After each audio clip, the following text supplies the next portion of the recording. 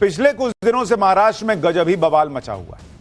जो लोग राजनीति में पिट चुके वो लोग अब यूपी बिहार के लोगों को पिटवा रहे हैं, हिंदी बोलने वालों को पिटवा रहे हैं। और इसे देखकर खास करके हिंदी भाषी यूपी बिहार के लोगों में बहुत गुस्सा है। लोग यहां तक कह रहे हैं कि यूपी बिहार आके दिखाओ ना, पटक के मारेंगे तुमको। लोगों का गुस्सा इसलिए है क्योंकि सालों से लोग यही तमाशा देख रहे हैं और अब लोग कह रहे हैं कि यह नौटंकी बहुत हो गई, अब बर्दाश्त नहीं करेंगे। जो लोग भाषा के नाम पर आग लगा रहे हैं, मासूमों को पीटकर शेर बन रहे हैं, उनका हिसाब किताब जल्दी ही हो जाएगा। क्योंकि यह कौन सा तरीका है कि किसी को मराठी नहीं आती तो उसे पीटने शुरू कर दीजिएगा। भारत में हर कहीं के लोग हर जगह काम के लिए जाते हैं। काम करने के लिए गया आदमी पहले अपने रहने खाने का ठिकाना देखेगा, पहले अपने लिए ट्यूशन लगवाएगा कि फलाने जगह जा रहे हैं तो भाषा सीख लें। और पूरे देश में इतनी भाषाएं बोली जाती हैं, हर जगह जाके भाषा सीखते रहें। किसी की नौकरी बेंगलोर में लगे तो जाके कर्नाटक में वहां पर जो है कन्नड़ा सीखेगा, फिर केरल जाएगा तो मलयालम सीखेगा, महाराष्ट्र जाएगा तो मराठी सीखेगा, उड़ीसा में जाएगा तो उड़िया सीखेगा। काम करेगा कि खाली भाषा सीखते रहेगा? क्योंकि लोग जो है राज ठाकरे जैसे और उनके गुंडे जो हैं वो पीट देंगे। भाई भाषा तो रहते रहते आम आदमी थोड़ा बहुत सीख ही जाता है, लेकिन इसके लिए जबरदस्ती करना, मारपीट करना, यूपी बिहार के लोगों को टारगेट करना, ये सारा कुछ तमाशा सिर्फ और सिर्फ राजनीति के लिए तो हो रहा है। क्योंकि मुंबई में अभी बीएमसी के चुनाव होने और सालों से मुंबई में जिन्होंने धाक जमाई थी उनका डिब्बा गोल है। इसलिए देखिए, जो राज ठाकरे और उद्धव ठाकरे एक दूसरे को देख नहीं सकते थे, सालों साल अलग रहे, वो अचानक एक हो गए और ये मारपीट वाला कांड शुरू कर दिया। राज और उद्धव ने मराठी कार्ड रिचार्ज किया, मराठी भाषा के नाम पर गुंडागर्दी कर रहे हैं, मराठी अस्मिता के मुद्दे को हवा दे रहे हैं जिससे अपनी राजनीति चमका सके। लेकिन राज ठाकरे और उद्धव ठाकरे में बाल ठाकरे जैसा करिश्मा नहीं है, इसलिए भाषा के नाम पर आग लगाने का फॉर्मूला अपना रहे हैं। लेकिन अब यह फॉर्मूला भी चलने वाला नहीं, क्योंकि यूपी बिहार के लोगों को पीटने वालों को अब उसी भाषा में यूपी बिहार के लोग भी जवाब दे रहे हैं। बीजेपी सांसद निशिकांत दुबे ने तो राज ठाकरे को खुली चुनौती दे दी कि हिम्मत है तो महाराष्ट्र से बाहर निकल के दिखाओ ना। यानी यह बवाल बढ़ता ही जा रहा है, रुक नहीं रहा है। बवाल इस हद तक चला गया कि मारा मारी, प्रदर्शन, हंगामा, आज बहुत कुछ हुआ है भाई। और इस बवाल का एक ट्रेलर देखिए, फिर आपको बताता हूं यह बवाल हो क्यों रहा है, कौन क्या कह रहा है, कैसी कैसी चीजें हो रही हैं इस देश में।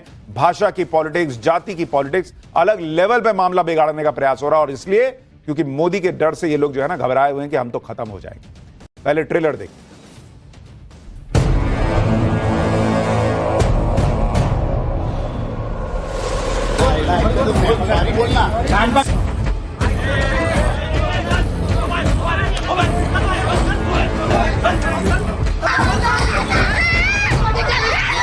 यदि बहुत बड़े बॉस हो तो चलो बिहार, चलो उत्तर प्रदेश, चलो तमिलनाडु, तुमको पटक पटक के मारेंगे।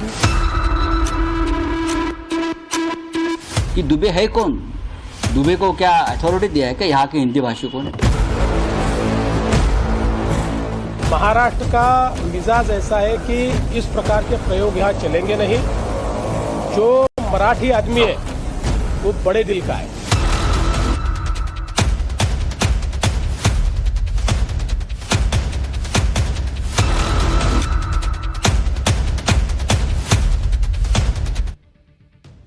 मराठी भाषा के नाम पर मुंबई में अपनी राजनीति को फिर से जिंदा करने की कोशिश राज ठाकरे और उद्धव ठाकरे कर रहे हैं। खास तौर पर राज ठाकरे की पार्टी मराठी के मुद्दे पर कुछ ज्यादा ही आक्रामक होती जा रही, क्योंकि ये सीन से गायब थे। इनको लगा कि मैं वापस कैसे आऊं सीन में, तो एक ही काम कर सकते हैं, मारपीट करो ताकि थोड़ा सोशल मीडिया से हर जगह मेरी चर्चा होने लगे।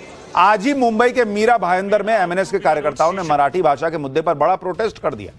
राज ठाकरे के कार्यकर्ताओं को प्रदर्शन की इजाजत नहीं थी, इसके बाद भी एमएनएस के कार्यकर्ता बड़ी संख्या में जमा हो गए।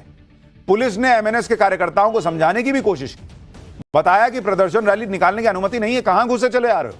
लेकिन राज ठाकरे के कार्यकर्ता अड़े हुए थे, इस वजह से वहां जमकर हंगामा हुआ।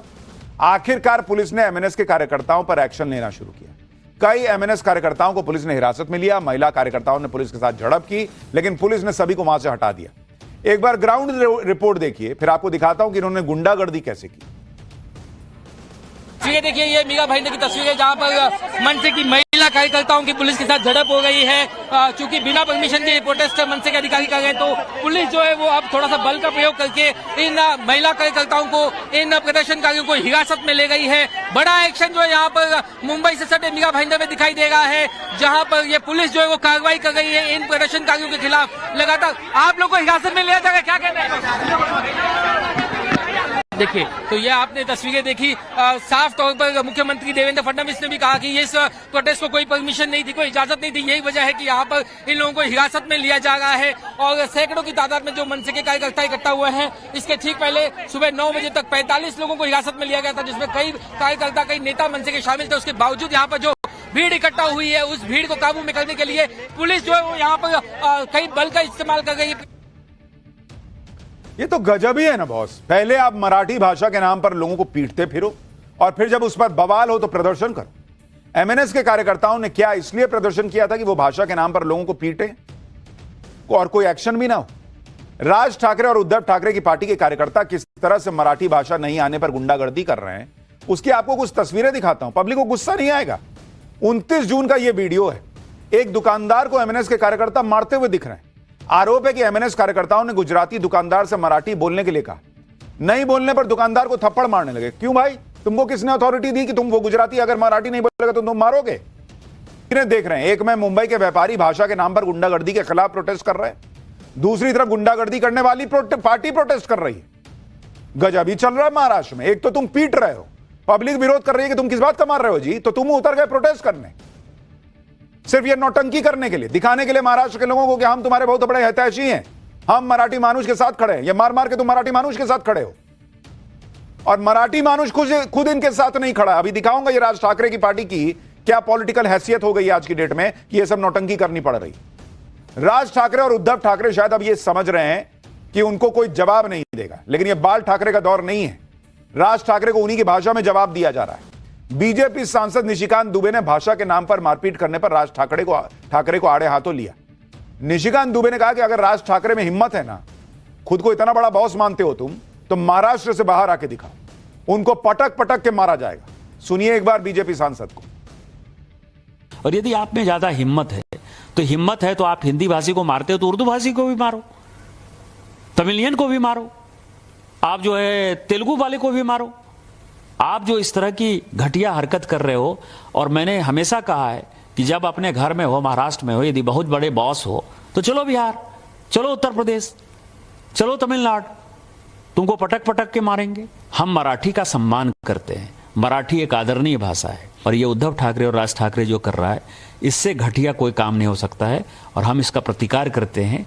और यदि उनमें हिम्मत है, जो मैंने आपको कहा है, यदि उनमें हिम्मत है तो बगल में जो है माहिम इलाके में चले जाएं और माहिम की दरगाह के सामने जो है किसी हिंदी भाषी और उर्दू भाषी को पीट कर दिखा दें। निशिकांत दुबे खुला कह रहे हैं भाई कि यूपी बिहार आए राज ठाकरे, पटक पटक के मारा जाएगा उनको। वो तो ये भी कह रहे हैं, और वो अकेले नहीं कह रहे हैं। थोड़ी देर अभी 2 दिन पहले भी जब ये सब हुआ था तो नीतीश राणे ने भी कहा था कि खाली हिंदू को मारते हुए मुस्लिम भीड़ वाले इलाके में, मुस्लिम बहुल इलाके में जाके इनकी हिम्मत नहीं होती इनके कार्यकर्ताओं की जाके बोले कि जरा मराठी बोल के दिखाओ। वहां एक बार गया था, एक उसको पकड़ के कान से माफी मंगवाया गया था। निशिकांत दुबे के बयान ने महाराष्ट्र की राजनीति में हंगामा मचा दिया। राज और उद्धव ठाकरे की राजनीति को निशिकांत दुबे ने खुला चैलेंज दिया, जिससे उद्धव ठाकरे की पार्टी बौखला गई। निशिकांत के चैलेंज पर संजय राउत ने कहा कि निशिकांत दुबे है कौन? क्या महाराष्ट्र के हिंदी भाषी लोगों ने निशिकांत को बोलने के लिए अथॉरिटी दी है? संजय राउत ने आरोप लगाया कि निशिकांत दुबे ने मराठी लोगों का अपमान किया है। सुनिए संजय राउत को। दुबे को क्या अथॉरिटी दिया है कि यहाँ के हिंदी भाषिकों ने? वहाँ बैठकर आप बात करते हो। यहाँ के जो हिंदी भाषी नेता है, मैं उनसे अपील करता हूँ, दुबे का जो वक्तव्य है उसका निषेध करो आप। मुझे आश्चर्य है महाराष्ट्र के मुख्यमंत्री और उनके पूरे कैबिनेट का, एक आदमी भारतीय जनता पार्टी का सांसद वहाँ बैठकर महाराष्ट्र के बारे में, मराठी आदमी के बारे में, मराठी मानुष के बारे में घटिया बातें करता है और आप चुप बैठे हो। आप कौन से मुख्यमंत्री हो? संजय राउत पूछ रहे हैं कि निशिकांत दुबे है कौन, इसको किसने अथॉरिटी दी ये सब बोलने की? संजय राउत से कोई पूछे कि संजय राउत और उनकी पार्टी को किसने अथॉरिटी दी गुंडागर्दी करने की और लोगों को मारने की? आपकी पार्टी तो सिंगल लार्जेस्ट पार्टी भी नहीं है कि हम मान लें कि इतना बड़ा बहुमत है आपके पास कि पब्लिक महाराष्ट्र की पब्लिक की आप आवाज हैं। आपकी पार्टी को तो पब्लिक ने रगड़ के रख दिया चुनाव में। ऑथराइज किया जी कि आप जाके मारिए जिसको हिंदी, जिसको मराठी नहीं आ रही है, हिंदी बोल रहा है तो उसको मारिए। किसने ऑथराइज किया? लेटर है पब्लिक का। भाषा के नाम पर समाज को बांटने का अधिकार इनको किसने दिया? जैसे को तैसा जवाब मिला तो संजय राउत अथॉरिटी और अधिकार दिखाने लगे।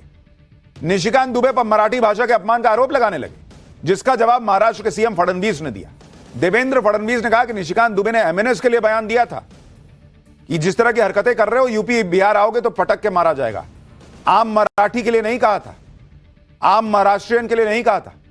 हालांकि उन्होंने यह भी कहा कि इस तरह के बयान से बचना चाहिए। सही बात है, इससे लोगों में भ्रम पैदा होता है। एक बार मुख्यमंत्री फडणवीस को भी सुनिए। पहिली गोष्ट तर अशी आहे की निशिकांत दुबे यांचं जर तुम्ही पूर्ण ऐकलं तर ते संघटनेच्या संदर्भात बोलले आहेत। ते मराठी माणसाला त्यांनी सरसकट त्या ठिकाणी म्हटलेलं नाही। तथापि माझं मत असं आहे की अशा प्रकारे बोलणं योग्य नाही आहे, कारण त्याचे जे अर्थ निघतात ते अर्थ हे लोकांच्या मनात संभ्रम तयार करतात। देवेंद्र फडणवीस सही कह रहे हैं भाई, गुस्सा आता है और ऐसे में मुझे लगता है निशिकांत दुबे बोल गए, लेकिन देवेंद्र फडणवीस जो कह रहे हैं वो समझ रहे हैं कि राज ठाकरे, उनके गुंडे, उनकी पार्टी क्या चाह रहे हैं। वो यही चाह रहे हैं कि मराठी बनाम जो है वो यूपी बिहार के लोग, हिंदी भाषी लोग, इस तरह का माहौल बने, आपस में मारापीटी की स्थिति हो जाए और उसके बाद ये लोग फायदा उठाएं और पॉलिटिक्स करें कि भाई देखो हम तुम्हारे लिए खड़े हैं लड़ने के लिए हिंदी भाषियों से। वो तो चाहते ही यही हैं, वो आग लगा रहे हैं। अच्छी बात यह है कि अब तक किसी भी हिंदी भाषी ने किसी मराठी भाषी के साथ कोई आपत्तिजनक घटना नहीं की और होनी भी नहीं चाहिए। इन नेताओं के चक्कर में नहीं फंसना है आप लोगों को। मराठी भाषा के नाम पर जिस तरह से उद्धव ठाकरे और राज ठाकरे पॉलिटिक्स कर रहे हैं, लोगों की पिटाई कर रहे हैं, प्रदर्शन कर रहे हैं, उस पर सीएम फडणवीस ने बड़ी बात कही। सीएम फडणवीस ने कहा कि महाराष्ट्र के लोगों का दिल बहुत बड़ा है, वो इस तरह की राजनीति के झांसे में नहीं आने वाले। मराठी लोगों पर ऐसी राजनीति का कोई असर नहीं होगा। राज ठाकरे और उद्धव ठाकरे का यह प्रयोग सफल नहीं होगा। ये बात भी सुनिए आप। महाराष्ट्र का मिजाज ऐसा है कि इस प्रकार के प्रयोग यहाँ चलेंगे नहीं। जो मराठी आदमी है वो बड़े दिल का है, क्योंकि भारत पर जब आक्रमण हुआ तो मराठी आदमी ने केवल महाराष्ट्र का विचार नहीं किया, पूरे भारत का विचार किया। इसलिए मराठी आदमी कभी छोटा सोच नहीं सकता, कभी संकुचित सोच नहीं सकता। इसलिए कोई प्रयोग करने की कोशिश भी करे तो नहीं हो पाएगा। राज ठाकरे और उद्धव ठाकरे को महाराष्ट्र सरकार के मंत्री नितेश राणे ने भी चुनौती दी। नितेश राणे ने कहा कि एमएनएस और उद्धव ठाकरे के लोग सिर्फ गरीब हिंदुओं को मार रहे हैं। अगर हिम्मत है तो मराठी नहीं बोलने वाले मुसलमानों से भी इसी तरह का बर्ताव करके दिखाओ। सुनिए नितेश राणे को। मारा ही गया है ना, एक हिंदू को मारा गया है ना, एक हिंदू को मारा गया है, तो मुझे बोलना है कि इतनी हिम्मत जाके नल बाजार और मोहम्मद अली रोड में दिखाओ ना। वो जो दाढ़ी वाले और गोल टोपी वाले क्या मराठी में बात करते क्या? शुद्ध मराठी में बात करते हैं क्या? उधर जाने की, उनको कान के नीचे बजाने की हिम्मत नहीं है। नितेश राणे कई बार यह कह चुके हैं कि राज ठाकरे के लोगों की हिम्मत नहीं है कि वो मुस्लिम इलाके में जाकर मराठी भाषा पर ज्ञान दें। और ऐसा न करने के पीछे की वजह भी आपको दिखाता हूं। कुछ समय पहले एमएनएस का एक असर होगा भी या नहीं, यह भी आज आपको बताऊंगा। लेकिन आप यह देखिए कि अपनी राजनीति बचाने के लिए उद्धव और राज ठाकरे किस हद तक जाने को तैयार है। उद्धव ठाकरे कह रहे हैं कि अगर गुंडागर्दी किए बिना न्याय नहीं मिलेगा तो हम गुंडागर्दी करेंगे। कौन सा न्याय खोज रहे हो भाऊ साहब? हिंदी बोलने वाला मराठी बोलने लग जाएगा आपके बोलने पे, तो कौन सा न्याय मिलेगा? मैं ये जानना चाहता हूं। और राज ठाकरे कह रहे हैं कि मराठी नहीं बोलने पर किसी को पीट रहे हो तो उसका वीडियो मत बनाओ ताकि सबूत ना रहे। यानी अपनी राजनीति और बीएमसी में अपनी सत्ता के लिए मारपीट और गुंडागर्दी का सहारा लेने पर भी इनको परहेज नहीं है। अपने फायदे के लिए महाराष्ट्र को भाषा विवाद में झोंक रहे हैं। राज ठाकरे और उद्धव ठाकरे की राजनीति पर यूपी बिहार के नेता भी बयान दे रहे हैं। बिहार में राजनीतिक पारी शुरू कर रहे प्रशांत किशोर ने कहा कि यह देश राज ठाकरे के पिताजी का नहीं है, यह सभी का है। गरीब लोगों को मारना कोई बहादुरी का काम नहीं है। सुनिए प्रशांत किशोर को। राज ठाकरे का पिताजी का देश नहीं है, यह सब लुम्पन एलिमेंट है। बॉम्बे में अपने घर में बैठकर बाघ बन रहे हैं। राज ठाकरे अपने घर में बैठकर कोई किसी को गाली दे सकता है और ये उनके संस्कार को दिखाता है, उनकी बेवकूफ़ी को दिखाता है। अपने घर में बैठकर किसी दूसरे को, गरीब को, कोई वहां काम करने गया है उसको 2 थप्पड़ मारते हो, ये कोई बहादुरी नहीं है। ये कोई बहादुरी नहीं है। तो दोनों भाई एक साथ आ गए। अरे दोनों भाई एक साथ आ जाए, 4 भाई साथ में आ जाए। ये दोनों भाई पहले साथ में नहीं थे तो क्या कर लिया? राज ठाकरे क्या कर लिए? दोनों भाई साथ में रहेंगे तो क्या कर लेंगे? आप वहां मार दीजिएगा। बिहार के ही नेता पप्पू यादव ने भी राज ठाकरे को चेतावनी दी। पप्पू यादव ने धमकाने वाले अंदाज में कहा कि अगर बिहार के लोगों पर महाराष्ट्र में हमला होगा तो उसका जवाब मिलेगा। पप्पू यादव ने कहा कि वो उद्धव ठाकरे की सारी हेकड़ी निकाल देंगे। सुनिए पप्पू यादव को। महाराष्ट्र में बिहारी पर, हिंदी भाषी लोगों पर, बिहारी और यूपी के, झारखंड के लोगों पर हमला हो गया। मैं मराठे का सम्मान करूंगा।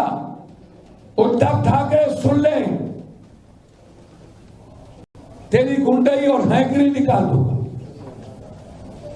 बिहारी पर और हिंदी भाषी लोगों पर जुल्म किया, याद रखिएगा यह दमन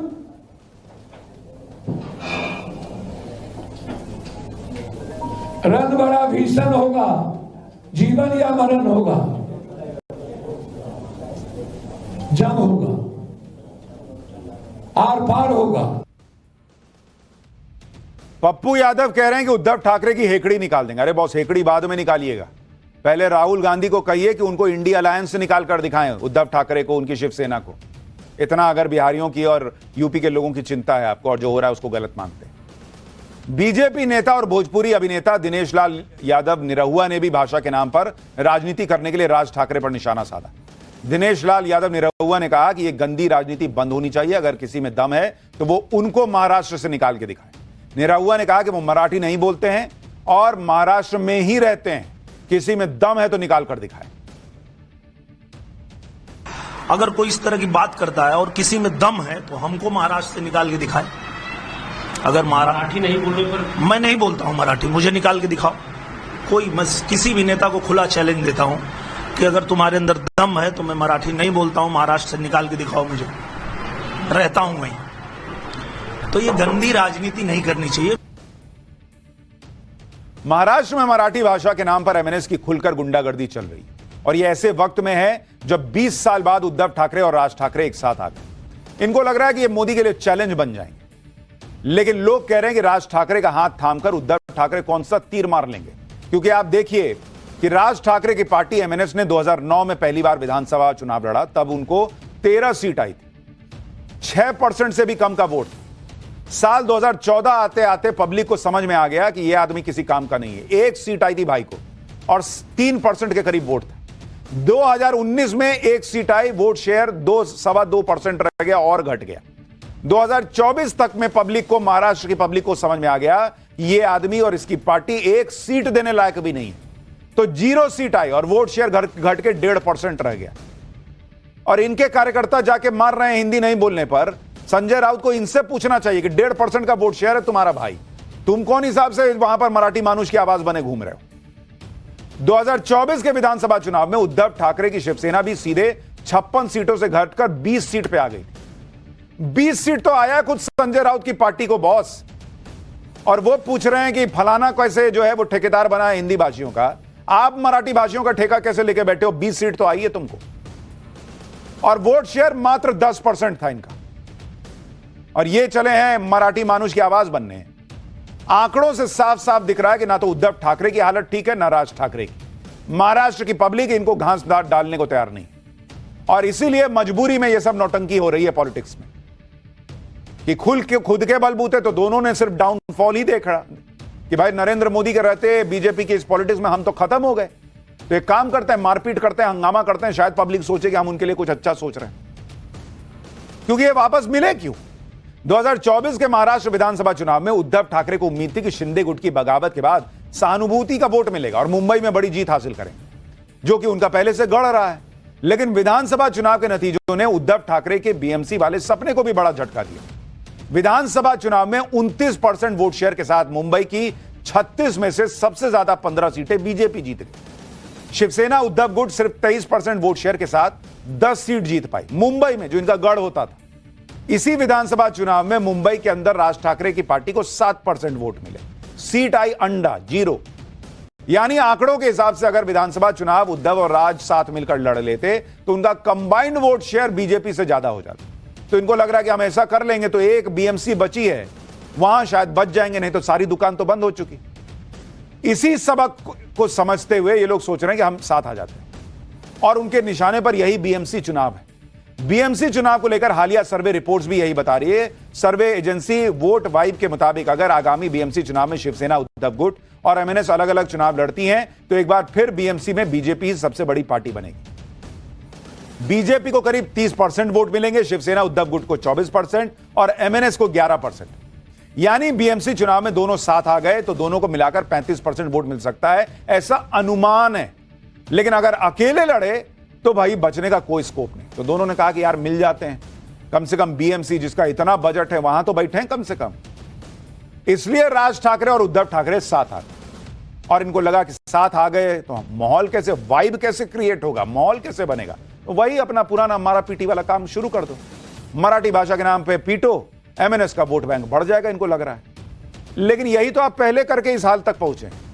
यूपी बिहार के लोगों को निशाना बनाकर राज ठाकरे बताना चाह रहे हैं कि देखो मराठियों का मसीहा मैं हूं, मराठी अस्मिता की बात तो सिर्फ मैं कर रहा हूं। लेकिन खुद ठाकरे परिवार के पूर्वजों का ताल्लुक कहां से है, इसके बारे में पत्रकार लेखक धवल कुलकर्णी ने अपनी किताब द कजन्स ठाकरे में बताया। ठाकरे परिवार के पूर्वज मगध से महाराष्ट्र पहुंचे थे, जो वर्तमान में बिहार है, वही पहले मगध होता था। तो इनके खुद के पूर्वज बिहारी हैं भाई। ठाकरे परिवार नंद डायनेस्टी के आखिरी शासक महापद्म नंद के शासन के दौरान मगध से आए थे। बाल ठाकरे के पिता केशव ठाकरे चंद्रसेनिया कायस्थ प्रभु जाति से थे। पहले इनका सरनेम ठाकरे था, जिसकी स्पेलिंग थी THAKRE, लेकिन एक अंग्रेज लेखक विलियम मेकपीस से प्रभावित होकर इन्होंने अपना सरनेम जो है उसकी स्पेलिंग चेंज कर दी और उसको कर लिया THACKREY। यानी ये तो खुद बिहारी हैं भाई, पूर्वज इनके बिहारी थे, ऊपर से इनका सरनेम भी अंग्रेजों से प्रभावित है। लेकिन राज ठाकरे यूपी बिहार के लोगों को मारकर नौटंकी कर रहा है। अब ऐसे तो करोड़ों भारतीय विदेश में काम करते हैं। किसी को जर्मनी में जाके काम करेगा, जर्मनी नहीं आएगी तो मारा जाएगा उसको। फ्रांस में जाके फ्रेंच नहीं आएगी तो मारिएगा उसको। महाराष्ट्र के लोग भोजपुरी नहीं बोलेंगे तो क्या बिहार में काम नहीं करेंगे? राज ठाकरे शायद भूल गए हैं कि खुद बाल ठाकरे ने कहा था कि मैं महाराष्ट्र में मराठी हो सकता हूं लेकिन भारत में हिंदू। बाल ठाकरे का पुराना बयान अब वायरल हो रहा है, सुनिए एक बार। हिंदुस्थानामध्ये आम्ही हिंदू आहोत आणि महाराष्ट्रामध्ये आम्ही मराठी आहोत। गुजरातमध्ये तुम्ही गुजराती असाल पण महाराष्ट्रामध्ये सोडून द्या, गुजरातमध्ये तुम्ही गुजराती आहात आणि संपूर्ण देशामध्ये तुम्ही हिंदू आहात। बंगालमध्ये तुम्ही बंगाली असाल पण हिंदुस्थानामध्ये तुम्ही हिंदू आहात। ही हिंदू भूमिका घेतल्याशिवाय तुम्हाला जगता येणार नाही। आप सोचिए क्या दिन आ गया है। जो बाला साहब ठाकरे हिंदू की लड़ाई लड़ते थे, उन्हीं के बेटे हिंदुओं को पिटवा रहे हैं। क्यों? क्योंकि उस हिंदू को मराठी नहीं आती। अब उसका हिंदू होना इंपॉर्टेंट नहीं है इनके लिए भाई, मराठी बोलने आती है या नहीं आती है ये इनके लिए इंपॉर्टेंट है। और इसी टाइप की पॉलिटिक्स करके कोई कहता है कि जातिगत जनगणना कराओ, जाति में बांट के हम बात करेंगे, किसी को भाषा के हिसाब से बांटना है। और इसीलिए नरेंद्र मोदी कहते हैं एक हैं तो सेफ है। पाठशाला में अब जब नरेंद्र मोदी की बात हो रही है तो अगला चैप्टर खोल रहा हूं। रेड कारपेट, शिव तांडव, सनातन की झलक, मोदी का ऐसा स्वागत, चीन को बहुत तेज मिर्ची लगेगी। मोदी ने चीन को लपेटा, उनके दोस्त ने अमेरिका को। ब्रिक्स में ट्रंप जिनपिंग की फजीहत का चैप्टर। पीएम मोदी का ब्राजील में वो फाइनल एक्शन कि चीन को चैन नहीं आएगा, अब उसके बारे में बताता हूं। प्रधानमंत्री नरेंद्र मोदी इस वक्त जबरदस्त फॉर्म में है। पाकिस्तान, चीन दोनों को रगड़ के रखा है। चीन की तो हालत ऐसी हो गई कि नरेंद्र मोदी हर जगह जाकर चीन को निपटा रहे हैं। चीन ने भारत के साथ बड़ा गेम किया था, ऑपरेशन सिंदूर में पर्दे के पीछे खेल किया, फिर राफेल पर फेक न्यूज फैलाई जिसके झांसे में हमारे यहां कुछ लोग आ गए थे। लेकिन चीन की सारी तिकड़में फेल हो रही और अब नरेंद्र मोदी चीन के साथ कुछ ऐसा कर रहे हैं जो चीन भी सोचे नहीं बैठा होगा। ब्राजील चीन का बड़ा दोस्त देश था, नरेंद्र मोदी ने ऐसे बख्शने के मूड में है ही नहीं। ब्रिक्स में नरेंद्र मोदी ने पहला धमाका तो यही किया कि पहलगाम का जिक्र करवाया कि तुम लोग को दिख नहीं रहा पहलगाम में क्या हुआ, इसको बचाओगे तुम लोग पाकिस्तान को। जिस पहलगाम का नाम चीन ने एससीओ की मीटिंग में नहीं जुड़ने दिया था और राजनाथ सिंह ने पेन उठा के साइड में फेंक दिया था कि बात पहलगाम का नाम नहीं होगा तो साइन नहीं करेंगे, और ज्वाइंट स्टेटमेंट नहीं आ पाया था एससीओ का। उस पहलगाम की बात ब्रिक्स के ज्वाइंट स्टेटमेंट में आ गई है। और इस पर चीन को साइन करना पड़ा। चीन पेन उठा के साइड में नहीं रख पाया हमारे जैसा कि ना हम नहीं, अरे भाई चीन को करना पड़ा साइन। चीन से नरेंद्र मोदी ने साइन करवा लिए। ब्रिक्स के जॉइंट स्टेटमेंट में कहा गया कि 22 अप्रैल को पहलगाम में हुए आतंकी हमले की कड़े शब्दों में निंदा करते हैं। हर तरह के आतंकवाद के खिलाफ एकजुट होकर लड़ने की बात कही गई। इससे cross border terrorism, terror financing और आतंकियों को पनाह देने वालों के खिलाफ भी एक्शन लेने की बातें हुई। स्टेटमेंट में कहा गया कि जो भी आतंकी गतिविधियों में शामिल है और आतंकियों को सपोर्ट करते हैं, सबको न्याय के दायरे में लाकर एक्शन होना होगा। यह वही लाइन है जो नरेंद्र मोदी कहते आ रहे हैं कि अब पाकिस्तान की सरकार, वहां की सेना और आतंकियों को अलग करके नहीं देखेंगे। सेम बात जो है वो ब्रिक्स के ज्वाइंट स्टेटमेंट में आई है कि भाई जो मदद करेगा उसको भी ठोकना होगा। ब्रिक्स देशों ने कहा कि आतंकवाद के खिलाफ जीरो टॉलरेंस होना चाहिए। आतंकवाद के खिलाफ लड़ाई में डबल स्टैंडर्ड नहीं चलेगा। साथ ही यूएन की तरफ से घोषित आतंकी और आतंकी संगठनों पर सख्त एक्शन लेने की बात कही गई। यानी ज्वाइंट स्टेटमेंट तो ब्रिक्स का था, चाइना सामने बैठा हुआ था, लेकिन चल वहां नरेंद्र मोदी की रही थी, भारत की रही थी। जो हम कह रहे हैं वही होगा। ब्रिक्स के ज्वाइंट स्टेटमेंट में ये सारी बातें भारत के पक्ष में गई। ये बातें भारत कहता आया है। इसमें यूएन की तरफ से घोषित आतंकियों का भी जिक्र है और सबको पता है कि आतंकी कौन है और इन्होंने कहां पनाह ली हुई है। अहम बात यह भी है कि ब्रिक्स में चीन का बहुत प्रभाव भी है। चीन अक्सर अपने पैतरों से पाकिस्तान के आतंकियों को बचाता आया है, लेकिन ब्रिक्स में पीएम मोदी ने चीन की एक नहीं चलने दी। यहां तक कि वो ईरान, जिसके लिए पाकिस्तान युद्ध में कूदने की बातें कर रहा था, उस ईरान ने भी ब्रिक्स में आतंकवाद के मुद्दे पर भारत का साथ दे दिया भाई। क्योंकि ईरान को दिखा कि उधर से अमेरिका हमको मार रहा था और ये मुनीर वहां जाकर लंच कर रहा था और ऑर्डर ले रहा था कि आप बताइए ना ट्रंप साहब क्या करना है।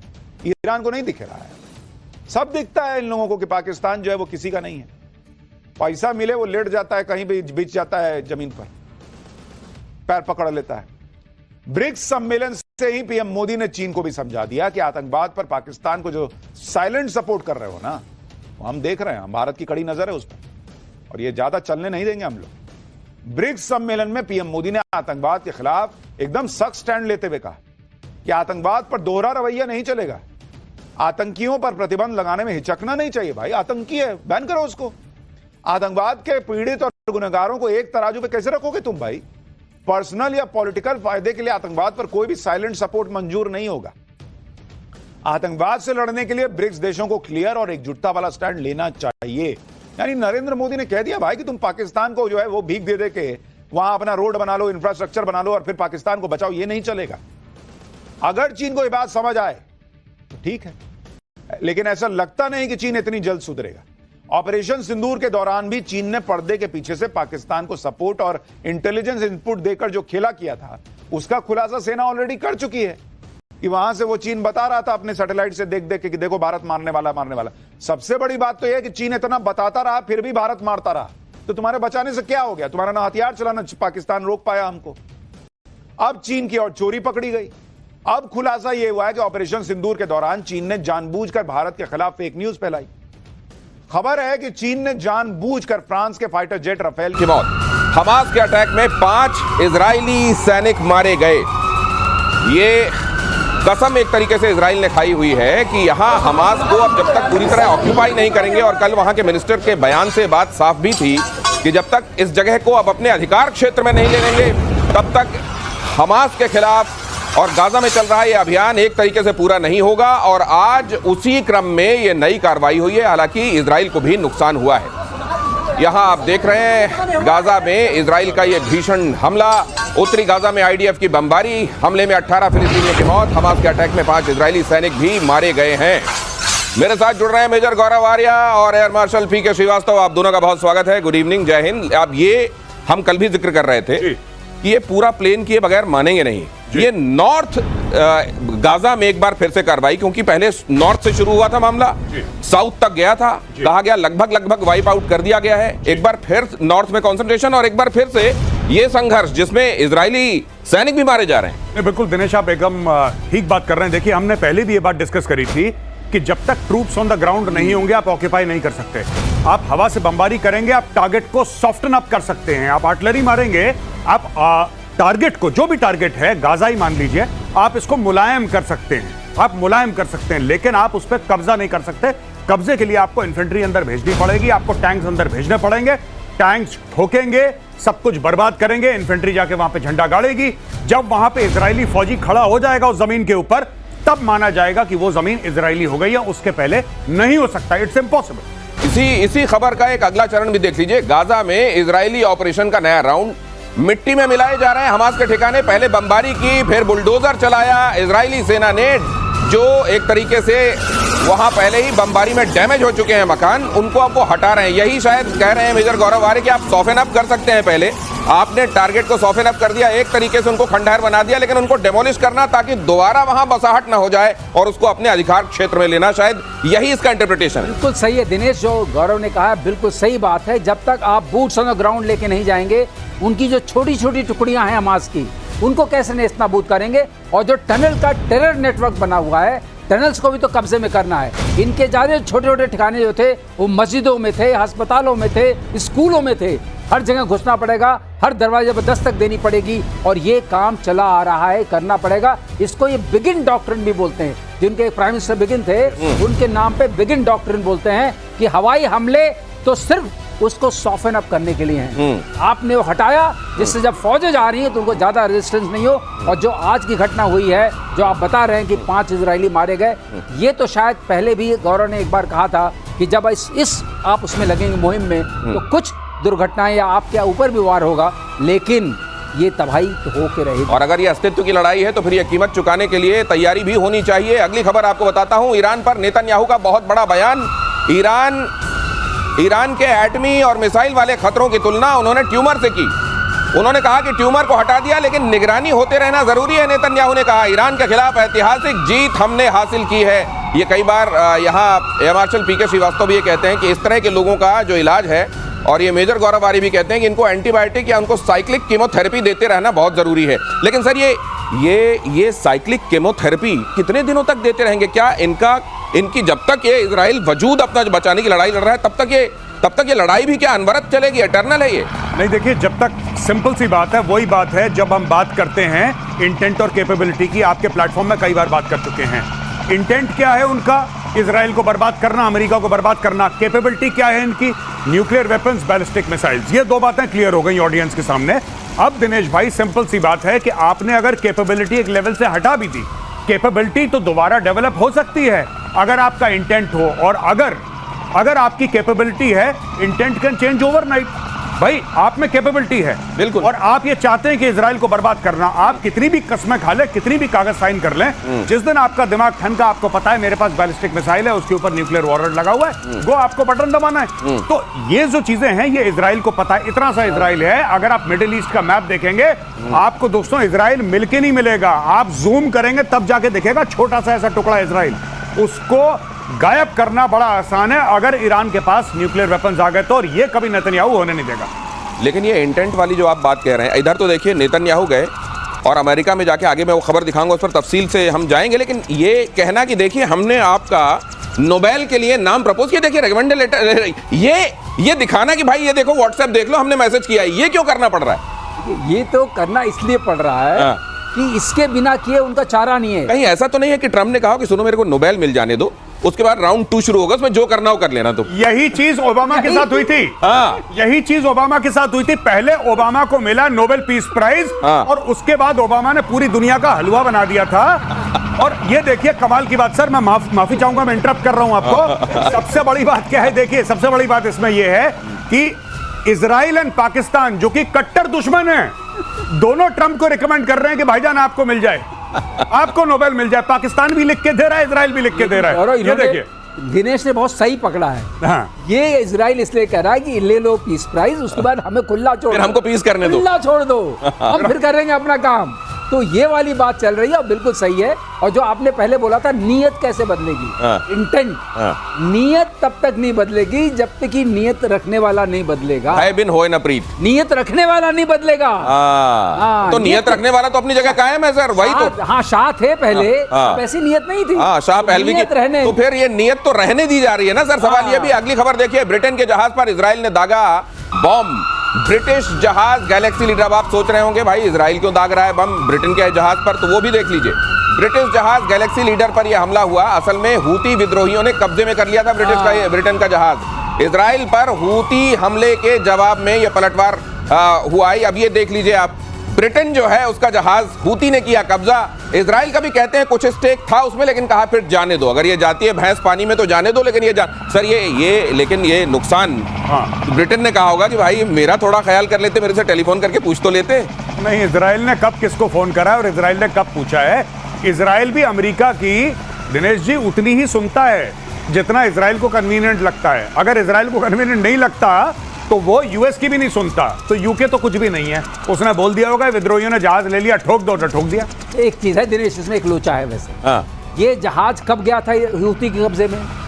ये गया था नवंबर 23 में। अच्छा, तब से उनके पास है। अच्छा। और ये जहाज इन्होंने अपना कमांडो ऑपरेशन करके पकड़ा था। ओके। जब पकड़ा तो जहाज में कोई सामान नहीं था, जहाज नॉर्मली कार और लेके जाता है। अच्छा। इसमें कोई सामान नहीं था। इसके ऊपर उन्होंने लगाए थे रेडार्स और इससे देखते थे रेड सी चैनल्स को। तो अब आप ये कह रहे हैं कि नाम का उनका था लेकिन काम का इनका हो गया। लोचा है, तो इसलिए इसको मारने में सबका साथ है, मारो। अच्छा, 23, 24, 25 मतलब 2 साल से अगर इनके कब्जे में। 1.5 साल से, नवंबर में था तो 1.5 साल से। कार्गो शिप के ऊपर रेडार लगा रखा था। कार्गो शिप को बना दिया था, रेडार लगा के उसको। तो ये और इसी तरीके, और इसीलिए लोग कह रहे थे कि भाई इनके पास एडीएस वाली खूबियां कहां से आ गई? यहाँ से आ गई। और इसलिए वो जानते थे कि ब्रिटिश एयरक्राफ्ट मारेंगे नहीं। लेकिन इन्होंने कहा भाई इसको मारो। अब ये बेशक हमारा ये सिंबल बना के रखा है, ये ब्रिटेन वाला है तो ब्रिटेन वाला है तो जाने दो, लेकिन तो उनके राइट। अगली खबर देखिए, भारत 5वीं पीढ़ी के फाइटर का इंपोर्ट करेगा।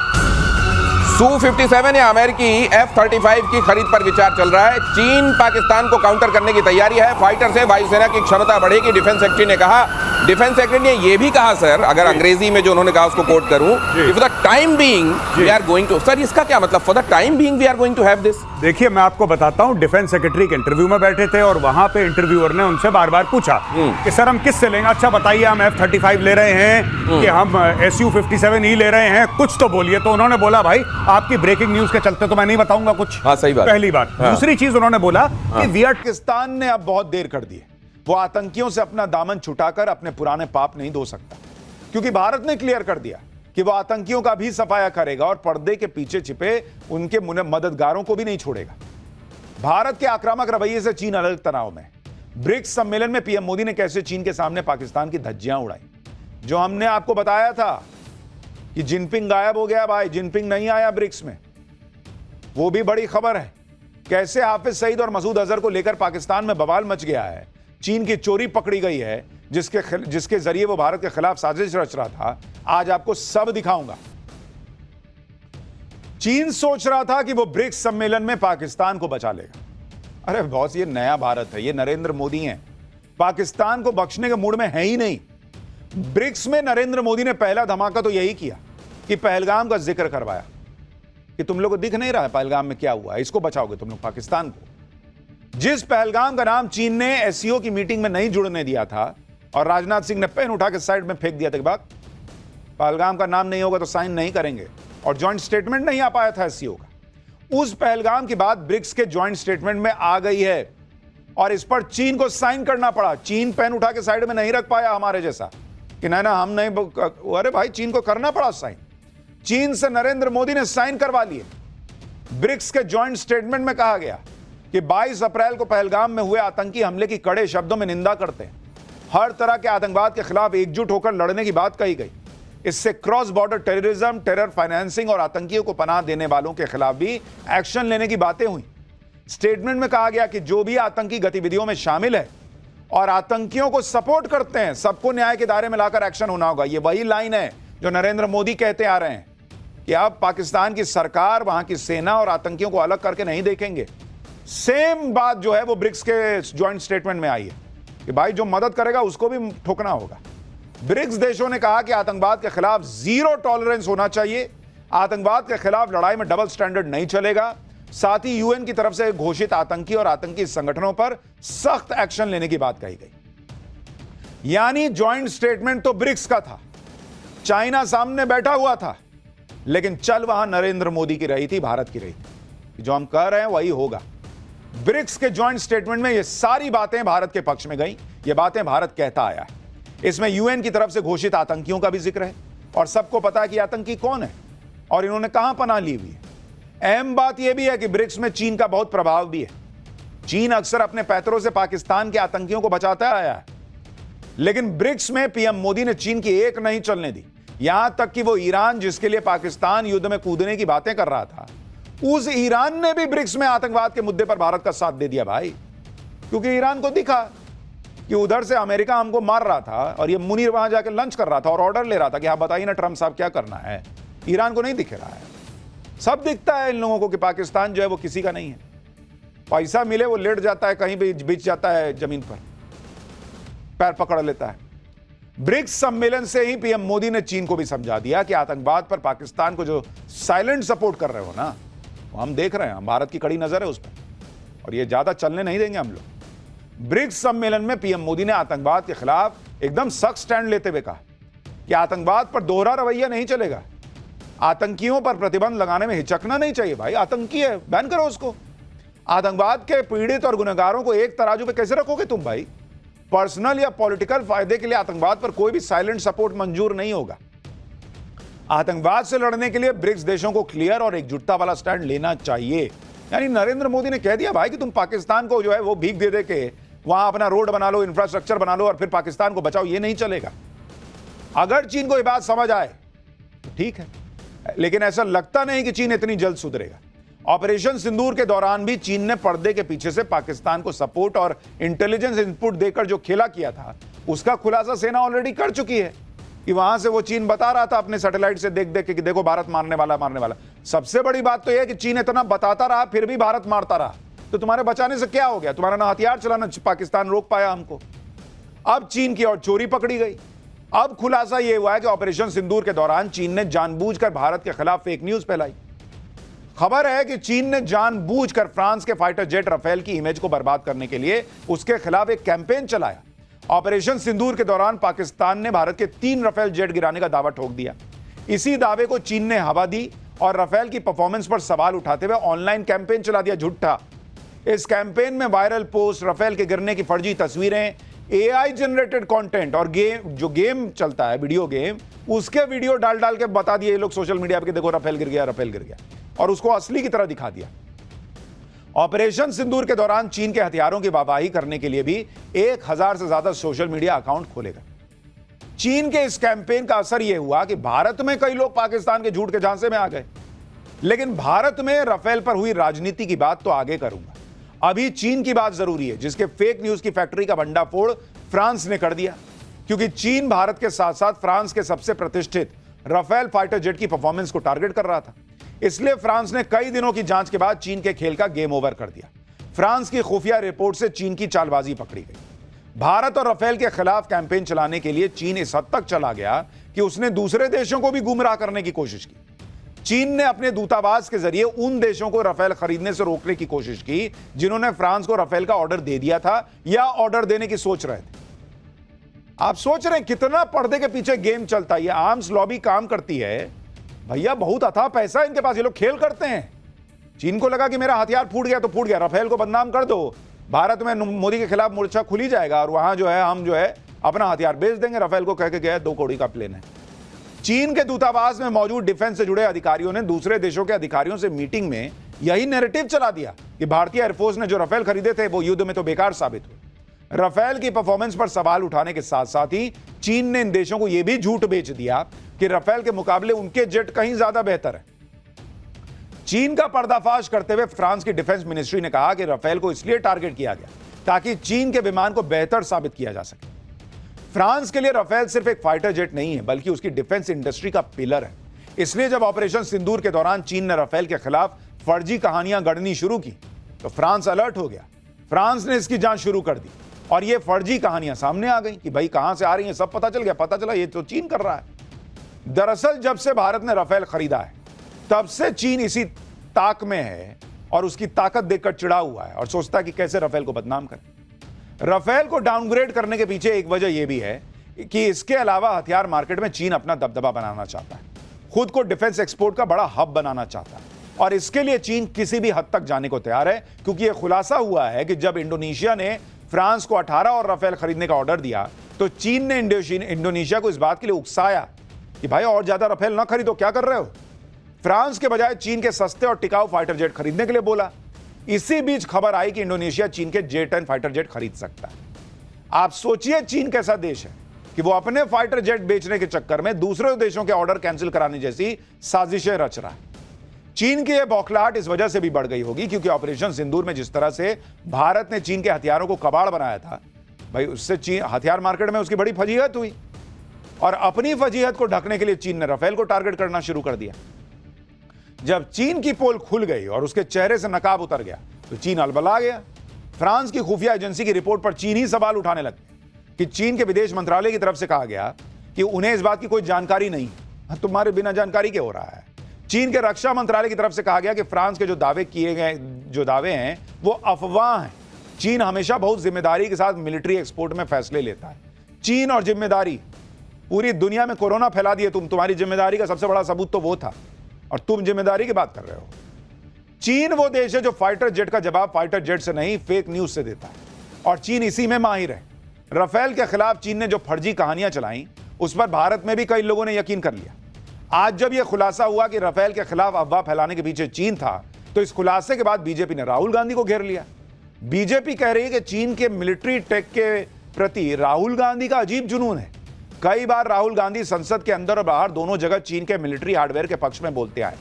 साल 2021 में लोकसभा के अंदर उन्होंने यह पूछा था कि भारतीय force Chinese style surveillance drone का इस्तेमाल क्यों नहीं करती। राहुल गांधी ने लद्दाख स्टैंड ऑफ के दौरान चीन की सेना की रणनीति की तारीफ की थी। साल 2023 में लंदन में राहुल गांधी ने यह दावा किया था कि चीन टेक्नोलॉजी की रेस में जीत रहा है, और राहुल गांधी ने इस बात पर जोर दिया था कि भारत को भी चीन के मिलिट्री इनोवेशन से सीखना चाहिए। साल 2022 में बंद कमरे में डिफेंस एक्सपर्ट से चर्चा के दौरान राहुल गांधी ने बॉर्डर पर चीन की तरह की टैक्टिकल ड्रोन्स के डिप्लॉयमेंट पर भी जोर दिया था।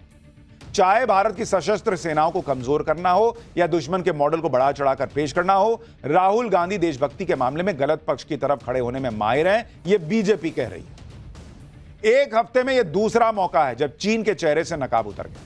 लेकिन सवाल बीजेपी भी पूछ रही है भाई कि राहुल गांधी का स्क्रिप्ट क्यों मैच करता है चीन से।